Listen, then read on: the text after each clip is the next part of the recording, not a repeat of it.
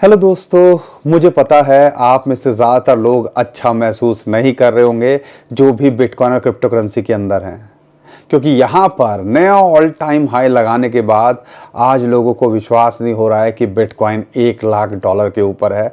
और ये जो डाउट है कि $1,00,000 पे भी टिकेगा कि नहीं टिकेगा, वो कहीं ना कहीं हम सबके मन के अंदर है।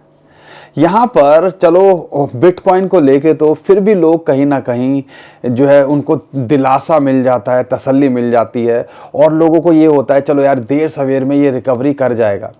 लेकिन सबसे बड़ी जो दिक्कत है वो ऑल्ट कॉइन्स के अंदर है। ऑल्ट कॉइन्स मतलब जो दूसरे कॉइन्स की बात करते हैं, क्योंकि वहाँ पर वो अपने लोअर लोज बना रहे हैं, मतलब जो पहले के लो हैं उनको भी तोड़ के और नीचे जाते जा रहे हैं। और इसकी वजह से लोगों का जो दिल टूट रहा है और दिल से ज़्यादा जो विश्वास टूट रहा है ना कहीं वो जो उस माइंडसेट को चेंज करना बहुत ज़्यादा मुश्किल है। ये इन जनरल प्रोस्पेक्टिव की बात कर रहा हूं, जो ओवरऑल लोग सोच रहे हैं, ज़्यादातर लोग सोच रहे हैं। इनमें से कुछ लोग वो भी होंगे जिन्होंने ऐसे सिलेक्टिव कॉइन्स लेके बैठे हुए हैं जो कहीं ना कहीं आज अच्छा कर रहे हैं, मतलब आउट ऑफ द बॉक्स लग रहा है।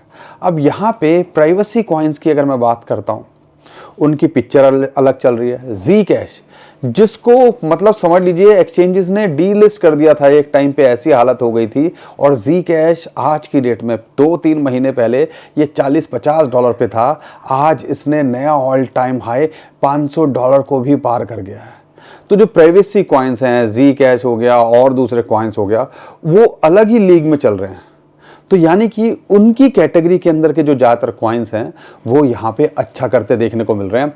वो भी उस सिचुएशन में जहाँ पर ओवरऑल क्रिप्टो करेंसी मार्केट की इन शॉर्ट बैंड बजी हुई है।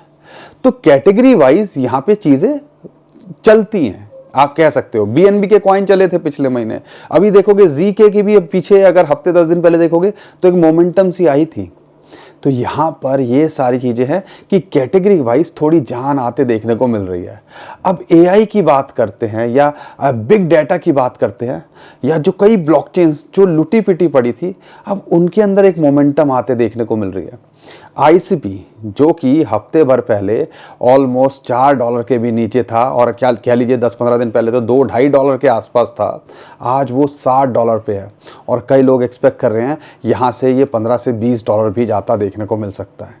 तो ये कहानियाँ चल रही है। मतलब ये मत सोचिएगा कि ऑल्ट कॉइन्स यहाँ पे जो है कुछ कर नहीं रहे हैं।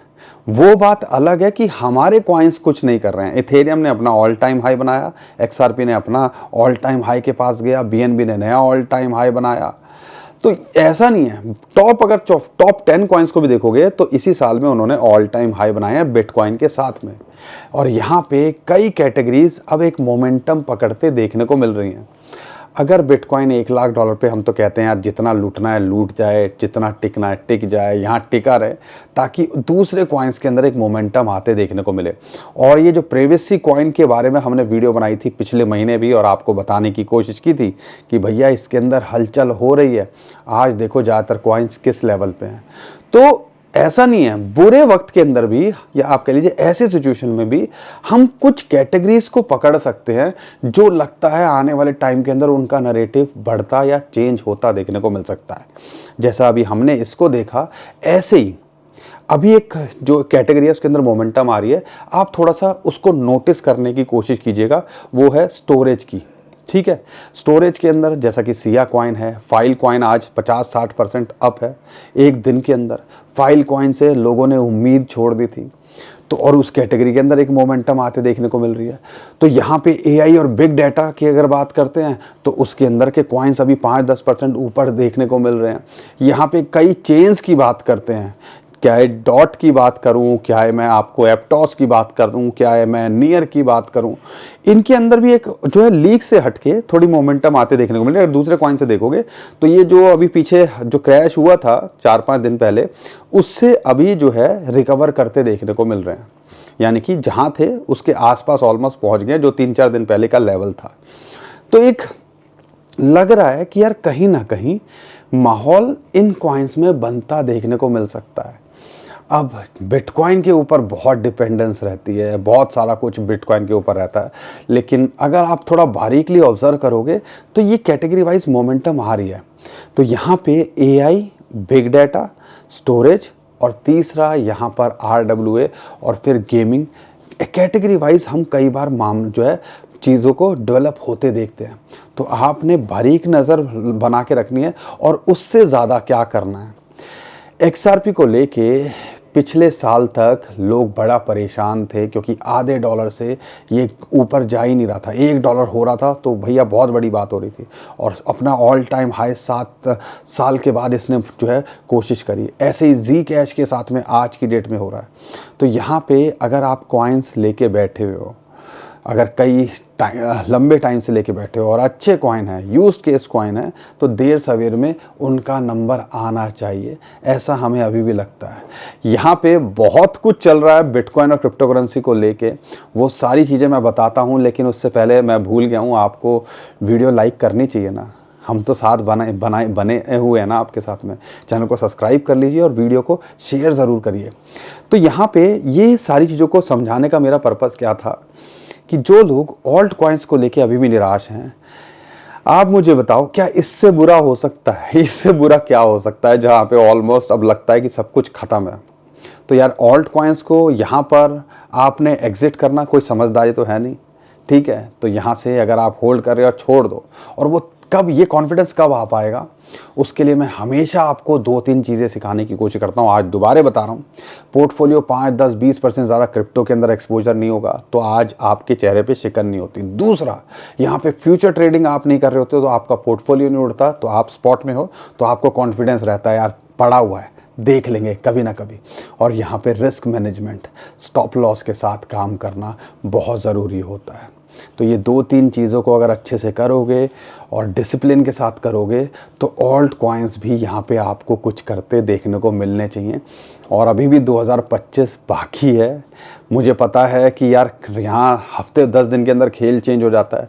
अभी तो हमारे पास 2 महीने के आसपास हैं, देखते हैं क्या होता है क्या नहीं होता। लेकिन वही है, पोर्टफोलियो को, रिस्क को सही से मैनेज करके चलोगे और यहाँ पे अच्छे कॉइन्स बने रहोगे तो ऐसा लगता है देर सवेर में उनका भी नंबर आता देखने को मिलना चाहिए।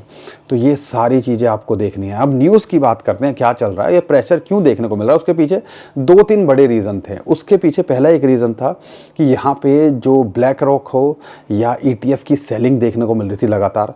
कल थोड़ा जाके पॉजिटिव हुआ, अभी जो है ब्लैक रॉक का डाटा नहीं आया है, क्योंकि परसों भी फिडेलिटी और आर्क ने बाइंग करी थी, अच्छी खासी बाइंग करी थी, लेकिन ब्लैक रॉक ने 3-4 हज़ार बिटकॉइन बेचे थे, उसकी वजह से ओवरऑल इन्फ्लो नेगेटिव रहा। ठीक है, ऐसे ही जो है अभी भी कल फिडेलिटी और आर्क ने बाइंग करी, लेकिन ब्लैक रॉक का डाटा नहीं आया। तो ब्लैक रॉक की तरफ से स्पेशली इस टाइम पे एक सेलिंग प्रेशर देखने को मिल रहा है। एक तो ये रीज़न है। दूसरा, यूएसए की मार्केट कल 1% से, S&P 500 1%, 1.25% तक टूट गया था। मान लो 700-800 बिलियन डॉलर का वाइप आउट हो गया मार्केट से। उसका प्रेशर भी बिटकॉइन और क्रिप्टो करेंसी मार्केट पे यहाँ देखने को मिल रहा है। तीसरी बात करते हैं, ट्रम्प भाई साहब की बात ना हो ऐसा हो सकता है बिटकॉइन क्रिप्टो करेंसी, हालांकि उन्होंने प्रेज किया है क्रिप्टो करेंसी के बारे में, अच्छी बातें आज भी कर रहे हैं, अभी भी कर रहे हैं। परसों की स्टेटमेंट आई थी, बहुत अच्छी जो है चीज़ें बोली उन्होंने बिटकॉइन और क्रिप्टो करेंसी को लेके। लेकिन कल एक और कन्फ्यूज़न थी कि यार टैरिफ को लेके सुप्रीम कोर्ट जो है वहाँ की यूएसए की, उनके कुछ ऐसा जो है कि क्या ये सही किया है या गलत किया है। अब उससे अगर अगेंस्ट आ जाता है ट्रम्प के तो मार्केट के अंदर पैनिक होता देखने को मिल सकता है। लोग इसको एंटिसिपेट करके कल मार्केट के अंदर यहाँ प्रेशर देखने को मिला। अब उन्होंने कहा कि अगर ट्रम्प की स्टेटमेंट पर बाद में निकल के आई, अगर ऐसा कर भी देते हैं टैरिफ को लेके अगेंस्ट में अगर कुछ आता है जजमेंट, तो भी उनके पास प्लान बी है। तो यानी कि हर चीज़ के लिए वो तैयार हैं। तो ओवरऑल देखते हैं तो ये सारी न्यूज़ की वजह से, ग्लोबल सिचुएशन की वजह से मार्केट पे प्रेशर देखने को मिल रहा है, बिटकॉइन क्रिप्टो करेंसी पे प्रेशर देखने को मिल रहा है। लेकिन हमने इससे बड़े बड़े टाइम देखे हैं जब मार्केट प्रेशर के अंदर थी। बट वही है, हर बार लगता है जैसे कि भैया कुछ नया हो रहा है। जैसे कि हर बार नरेटिव अलग होता है, मार्केट अच्छा करती है तो ऐसा लगता है कुछ हर बार नया हो रहा है, ऐसी जब मार्केट गिरती है तो लगता है हर बार नया हो रहा है। इन बिटवीन तब भी अभी जो JP मॉर्गन की प्रिडिक्शन निकल के आई है, उनका ये कहना है 6 से 12 महीनों के अंदर, 6 से 9 महीने 12 महीने के अंदर अभी भी बिटकॉइन $1,70,000 जाता देखने को मिल सकता है। कहाँ 2025 की प्रिडिक्शन चल रही थी और अब लोग 6 महीने 1 साल आगे एक्सटेंड कर दें, क्योंकि हालात के हिसाब से आपको अपनी स्ट्रेटेजी चेंज करनी पड़ती है और सारी चीज़ें देखनी पड़ती हैं। लेकिन हमें अभी भी लगता है कि 2025 के अंदर अगर बिटकॉइन $1,00,000 के ऊपर मेंटेन कर पाता है और जल्दी से ये $1,10,000 के ऊपर और ख़ासकर मंथली कैंडल इसके ऊपर क्लोज हो जाती है, तो हमारे हिसाब से अभी भी ऑल टाइम हाई को छूने का या उसके पार करने का पोटेंशियल 2025 में बिटकॉइन रखता है। लेकिन यहाँ पे टेक्निकली थोड़ा समझने की कोशिश करते हैं। अगर आप टेक्निकली देखते हो तो यहाँ पर बिटकॉइन $1,02,000 के आसपास फिबोनाची की रेशियो भी है, एक साइकोलॉजिकल भी रहता है। $1,00,000 हालांकि छू गया था लेकिन वहाँ उसके ऊपर आगे जल्दी से बाउंस करके तो यहाँ मेंटेन करने की कोशिश कर रहा है। अगर यहाँ ये मेंटेन कर पाता है और दोबारा से रिकवरी दिखा के $1,08,000 $1,10,000 की रेंज में चला जाता है तो उम्मीद है ऑल्ट कॉइन्स इस टाइम पे बहुत अच्छा करते देखने को मिल सकते हैं या जल्दी से रिकवरी दिखाते देखने को मिल सकते हैं, और जिसके लिए हम बेसब्री से इंतज़ार कर रहे हैं। अगर यहाँ नहीं टिकता है तो इम्पॉर्टेंट सपोर्ट 97 से 96 या $97,000 और एक इम्पॉर्टेंट सपोर्ट 90 से लेकर $92,000 है। तो ये दो लेवल हैं जो इनको देखना है। फिलहाल तो $1,00,000 को ये ब्रेक कर जाए, वीकली और मंथली कैंडल इसके ऊपर क्लोज हो तो कोई टेंशन वाली बात नहीं है, नीचे क्लोज हो तो देखेंगे यार सिचुएशन थोड़ी ख़राब लग रही है।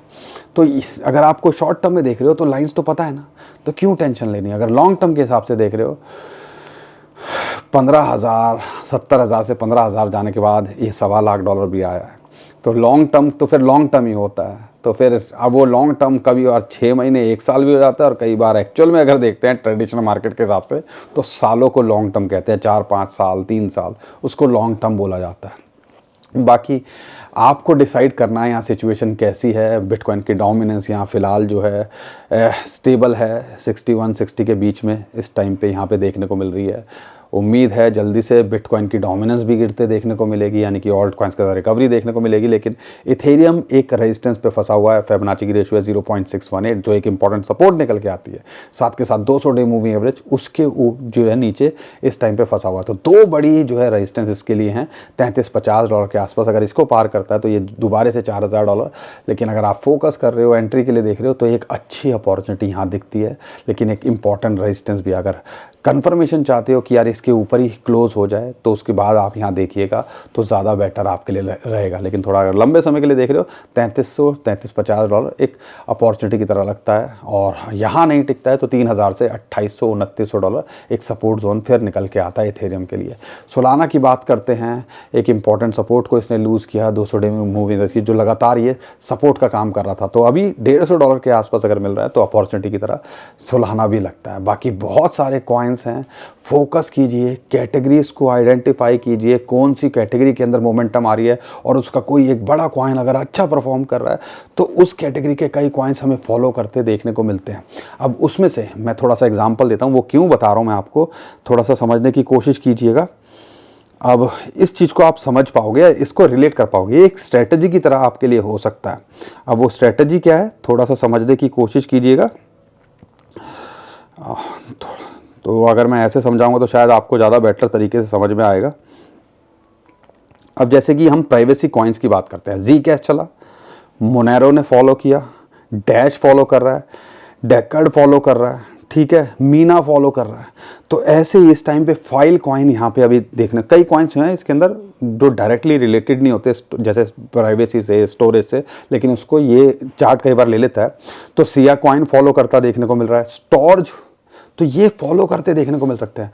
तो आपने देखना है कौन से बड़े कॉइन्स हैं या कौन से कॉइन्स हैं जो पुराने भी हैं, यूज्ड केस भी हैं, और जो अपनी कैटेगरी के टॉप कॉइन को जो अच्छा खासा 50-100% ऊपर गया है उसको फॉलो करते देखने को मिल रहे हैं। तो ये स्ट्रेटजीज होती हैं या वो जो है उस विंडो या उस अपॉर्चुनिटी का फ़ायदा उठाया जा सकता है। तो ये एक स्ट्रेटजी की तरह आप ऐसे भी देख सकते हो। बाकी वही है कि यहाँ पर मार्केट का कुछ कह नहीं सकते, लेकिन हम इतनी जल्दी गिव अप करने वाले हैं नहीं। 2025 से पहले तो हम जाने वाले मार्केट से हैं नहीं। बाकी डिसाइड आपको करना है, आपको क्या करना है। हाँ, हम तो यहाँ टिके हुए हैं और हम यहाँ पे आपको 2025 तक तो मिलेंगे ही। उम्मीद करता हूँ दोस्तों आपको हमारा कंटेंट अच्छा लगा होगा। वीडियो पसंद आई है तो वीडियो को लाइक कीजिए, चैनल को सब्सक्राइब कीजिए, शेयर कीजिए, ट्विटर टेलीग्राम को हमारे फॉलो कर लीजिए, नीचे डिस्क्रिप्शन में हमने उसका भी लिंक दे दिया है। अभी के लिए विदा लेता हूँ। खुश रहिए, मुस्कुराते रहिए, कमाते रहिए। आपका दोस्त पंकज। थैंक यू, नमस्कार, धन्यवाद।